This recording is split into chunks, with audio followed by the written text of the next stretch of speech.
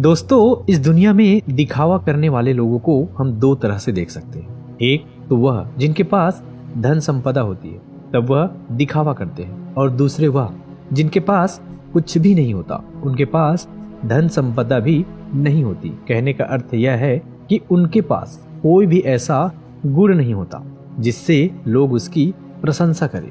इसलिए वह झूठ बोल बोलकर दूसरों से अपनी प्रशंसा करवाना चाहता है। वह दिखावा करता है कुछ होने का, लेकिन उसके अंदर कुछ होता नहीं है। जो लोग अपने गुण या फिर अपनी धन संपदा के कारण दिखावा करते हैं, वह अहंकार के शिकार हो जाते हैं और उनके अंदर अहंकार फूट फूट कर भर जाता है। उन्हें खुद पता भी नहीं चलता, लेकिन धीरे धीरे यही अहंकार उनके जीवन का मजा छीन लेता है। और जो लोग कुछ गुण या फिर धन संपदा न होते हुए भी दिखावा करते हैं, ऐसे लोग जीवन में हमेशा दुखी रहते हैं, क्योंकि ऐसे इंसानों की सच्चाई कभी न कभी तो सामने आ ही जाती है। तो उन पर कोई विश्वास नहीं करता, कोई भरोसा नहीं करता, और इस दुनिया में कोई भी उनका अपना नहीं होता। उसके घर वाले, उसके माता पिता तक उस पर भरोसा नहीं करते, क्योंकि उसकी दिखावा करने की आदत सबकी नजरों में उसे नीचा बना देती है। आज की जो कहानी मैं आप लोगों को सुनाने वाला हूँ, वह एक ऐसे व्यक्ति की कहानी है जो दिखावा करने की वजह से परिस्थितियों में फंसता चला जाता है, और आखिरकार उसका परिणाम क्या होता है, यह आपको इस कहानी में सुनने को मिलेगा। और साथ ही साथ आप इस कहानी में यह भी जानेंगे कि दिखावा करने वाले लोगों से किस प्रकार अपने आप को बचाया जाए, या फिर आप खुद दिखावा करने से कैसे बचे। यह सब आपको इस कहानी में सुनने को मिलेगा। इससे पहले कि आप इस कहानी में खो जाए, इस चैनल को सब्सक्राइब करके बेल नोटिफिकेशन को जरूर दबा देना। कभी कभी जीवन आपको बड़ी मुश्किल में डाल देता है। ऐसे ही मुश्किल में राजेश नाम का एक युवा फंसा हुआ था। उसे अपने घर से निकले हुए बहुत समय हो गया था, कई महीने बीत चुके थे। वह अपने घर से यह कहकर निकला था कि मैं नगर में कमाने के लिए जा रहा हूँ, लेकिन बहुत समय बीतने के बाद भी उसे कोई काम नहीं मिल रहा था। इसलिए उसने निश्चय किया कि वह किसी भी तरीके से अपनी कमाई का साधन बनाकर रहेगा। उसने अपने ही जैसे 3-4 युवकों की टोली बना ली थी, और उन सब ने योजना बनाई थी कि वह किसी भी धनवान व्यक्ति को बुद्धू बनाकर उसका धन उससे हासिल कर लेंगे। छल कपट, झूठ और प्रपंच, यही राजेश और उसके साथियों के हथियार थे। उन्होंने नई योजना तो बना ली थी, लेकिन उन्हें यह समझ में नहीं आ रहा था कि वे अपने शिकार को ढूंढेंगे कैसे, और ढूंढने के बाद उसे बुद्धू बनाकर उसका धन कैसे लूटेंगे। आखिरकार उन चारों ने योजना बना ली। उनकी योजना थी कि वह किसी ऐसे स्थान पर जाएंगे जहां पर बहुत सारे अमीर लोग आते हो, और वहां पर उन अमीरों में जो भी आदमी सबसे ज्यादा दिखावा करेगा, उनका शिकार वही होगा। उन्होंने नगर में एक ऐसी जगह ढूंढ ली थी जहां पर नगर के ज्यादातर अमीर लोग जुआ खेलने के लिए आते थे। उन चारों की योजना थी कि वह एक ऐसा नाटक रचे जिसमें राजेश किसी नगर का महाराज कहलाया जाएगा, और उसके सभी साथियों में से 2 साथी उसके अंगरक्षक होने का अभिनय करेंगे। सिर्फ राजेश ही नहीं था जो राजा होने का दिखावा कर रहा था, उसके साथ उसका दूसरा साथी भी, जो किसी दूसरे नगर का राजा होने का दिखावा कर रहा था। आखिर उनकी योजना क्या थी, यह आपको कुछ देर में पता चल जाएगा।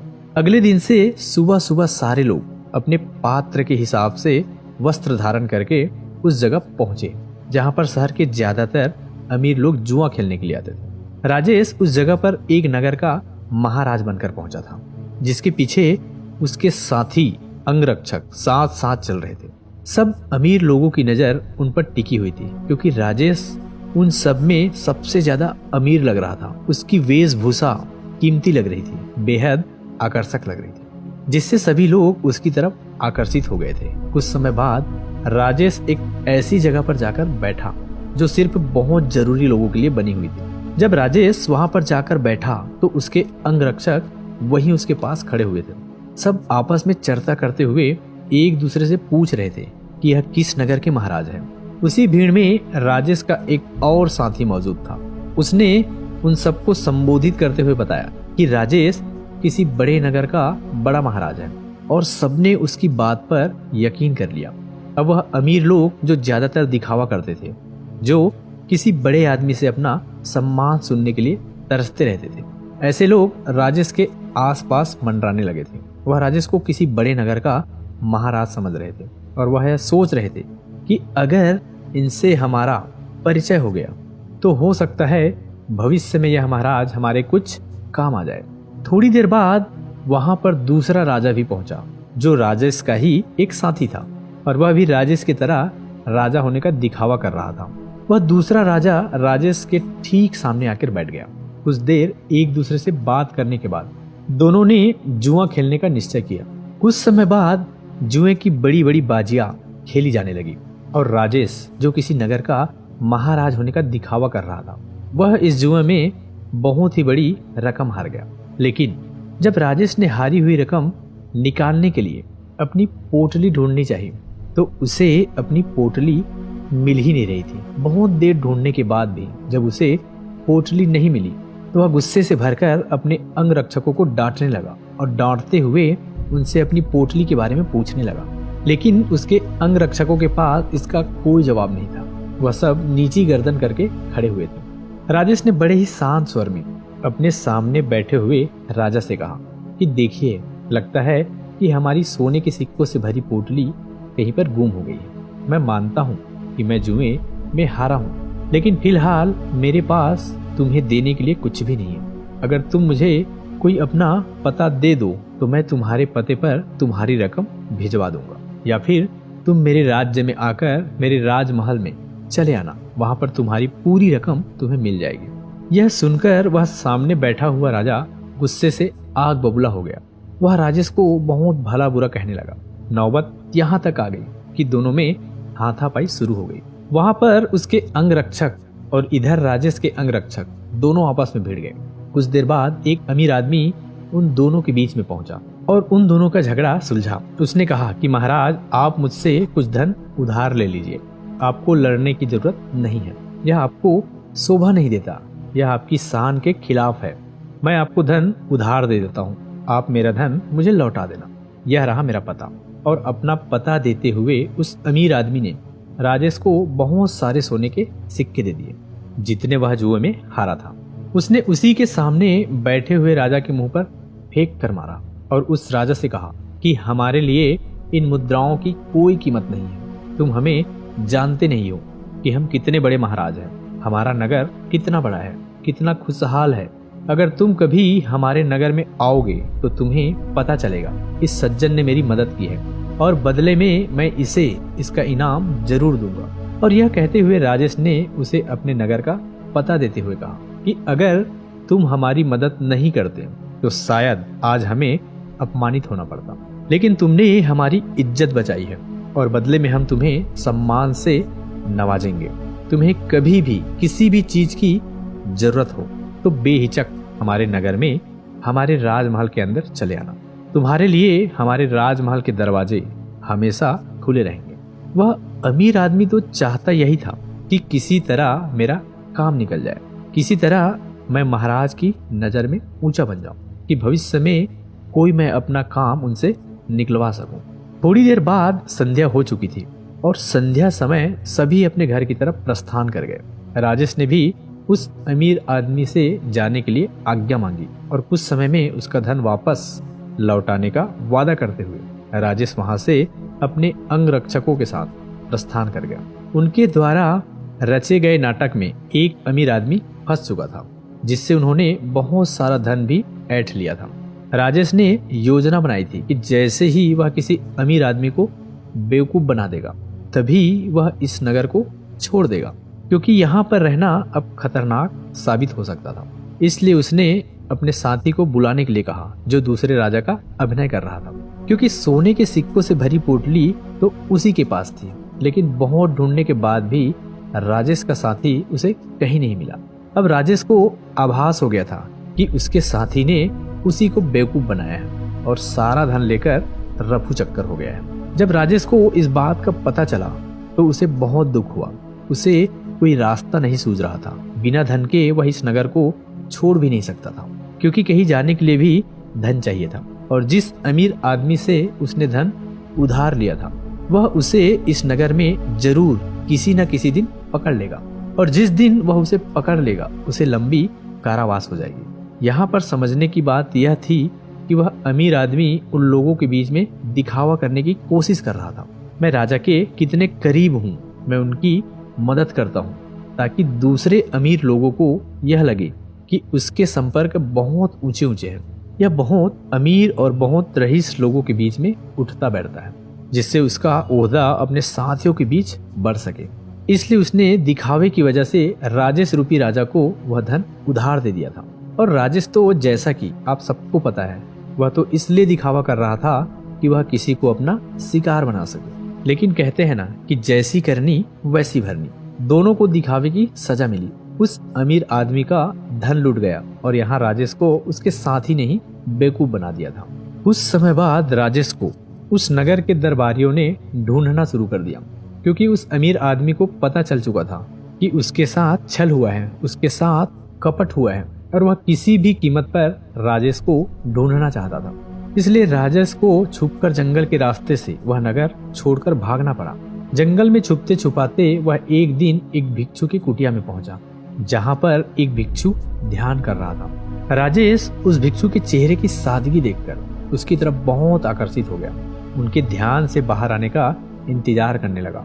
कुछ देर बाद भिक्षु ने जब अपनी आंखें खोली तो उन्होंने सामने बैठे राजेश को देखा। उन्होंने राजेश से पूछा कि तुम कहाँ जा रहे हो और यहाँ पर मुझसे क्या चाहते हो।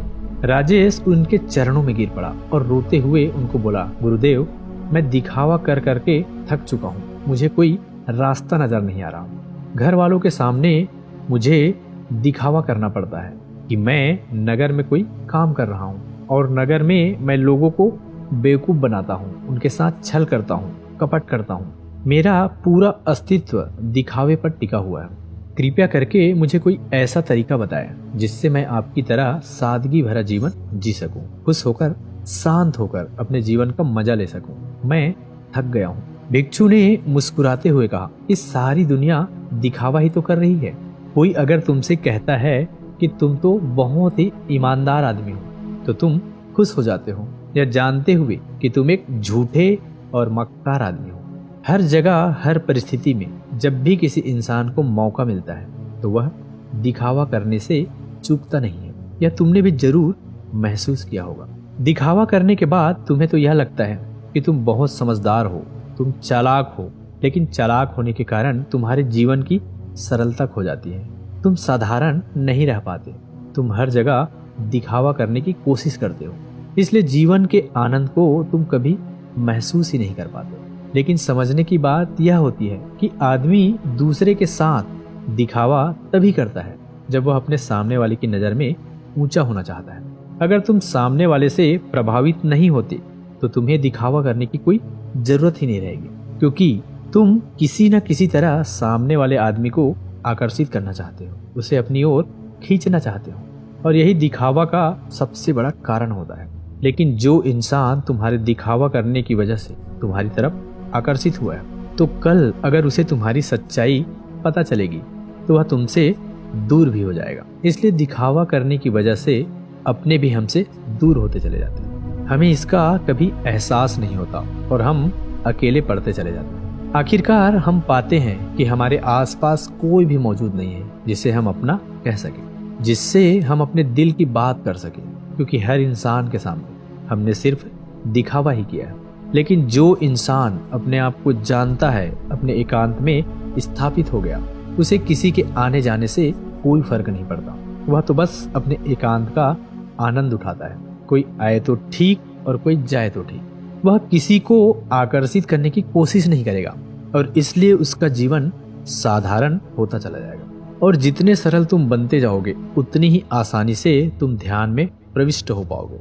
जीवन एक परीक्षा है, लेकिन कुछ लोग उस परीक्षा में संघर्ष नहीं कर पाते और वह लोग एक दिखावे का रास्ता अपना लेते हैं। उस जीवन को पूरी सच्चाई से जीना ही नहीं चाहते। वह खुद की सच्चाई को भी खुद स्वीकार नहीं करना चाहते। ऐसे बहुत से लोग होते हैं जिनके अंदर बहुत सारी बुराइयां होती हैं, लेकिन वह अपनी बुराइयों को कभी खुद महसूस ही नहीं कर पाते, खुद स्वीकार ही नहीं कर पाते।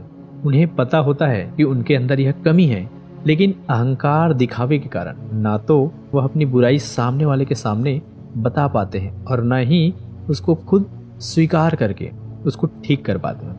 इसलिए सबसे पहले दिखावी की दुनिया को छोड़ो, बनावटी दुनिया को दूर हटा दो, क्योंकि जब बनावटी दुनिया तुमसे दूर होगी तो ही तुम्हारा मन स्वच्छ हो पाएगा, निर्मल हो पाएगा। और जितना मन तुम्हारा निर्मल होगा उतने ही अच्छे लोग तुम्हारे संपर्क में आते रहेंगे। और जितना कपटी तुम्हारा मन होगा तो कपटी लोग ही तुम्हें मिलते जाएंगे। हमसे वही लोग जीवन में टकराते हैं जिस तरह का हमारा खुद का नजरिया होता है। अगर हमारा नजरिया साफ है, शुद्ध है, तो हमें शुद्ध लोग ही टकराएंगे। और वहीं पर अगर हमारा नजरिया कपट से भरा हुआ है, धोखे से भरा हुआ है, तो हमें रास्ते में ऐसे ही लोग टकराएंगे। तुम किसी को धोखा दोगे, कोई तुम्हें धोखा देगा, और यह गोला निरंतर चलता रहता है। इस चक्र से बाहर आने का सिर्फ एक ही तरीका है, किसी को आकर्षित करने की कोशिश मत करो, किसी को भी जबरदस्ती झूठ बोलकर खुश करने की कोशिश मत करो। बस अगर तुम यह छोटा सा सिद्धांत अपना लेते हो तो तुम्हारी बनावटी दुनिया कब सच में बदल जाएगी तुम्हें पता ही नहीं चलेगा। साधारण रहकर, सरल रहकर, ध्यान की गहराइयों से अपने जीवन का परिचय कराओ, तब तुम्हें जीवन के आनंद का पता चलेगा। तब तुम समझोगे कि जीवन के असली मायने क्या होते हैं। किसी को बेवकूफ बनाना, किसी को झूठ बोलना, जबरदस्ती दिखावा करना, यह जीवन नहीं है, यह कुछ और है। यह दुख है, यह संताप है, और यही दुखों का कारण। इसलिए तुम दुखों को काटना चाहते हो तो सबसे पहले इस पेड़ की जड़ को उखाड़ कर फेंको जो दिखावे का पौधा तुमने लगा रखा है। और यह कहकर वह भिक्षु कुटिया के अंदर चला गया। उनके जाने के बाद राजेश ने महसूस किया कि उसके जीवन में जितनी भी समस्याएं हैं उसके पीछे मूलभूत कारण उसका दिखावा ही है। अगर वह दिखावा करना छोड़ देता है तो जाहिर सी बात है वह झूठ बोलना भी छोड़ देगा। फिर कैसी भी परिस्थिति हो वह सिर्फ सच बोलेगा, और जब सच बोलने की हिम्मत उसमें आ जाएगी तो उसका जीवन खुद ही परिवर्तित हो जाएगा। ऐसे ही विचारों में डूबा हुआ वह उस जंगल को पार कर गया। दोस्तों, कैसी लगी यह कहानी आपको कमेंट सेक्शन में जरूर बताना, और अगर अच्छी लगी हो तो इस चैनल को सब्सक्राइब करके नोटिफिकेशन बेल को जरूर ऑन कर देना, ताकि कोई भी ऐसी ज्ञानवर्धक कहानी जब हमारे चैनल पर पोस्ट हो तो आपको तुरंत नोटिफिकेशन पहुंच जाए। तो मिलते हैं किसी अगली कहानी में, तब तक के लिए अपना ख्याल रखिए। जय हिंद, जय भारत।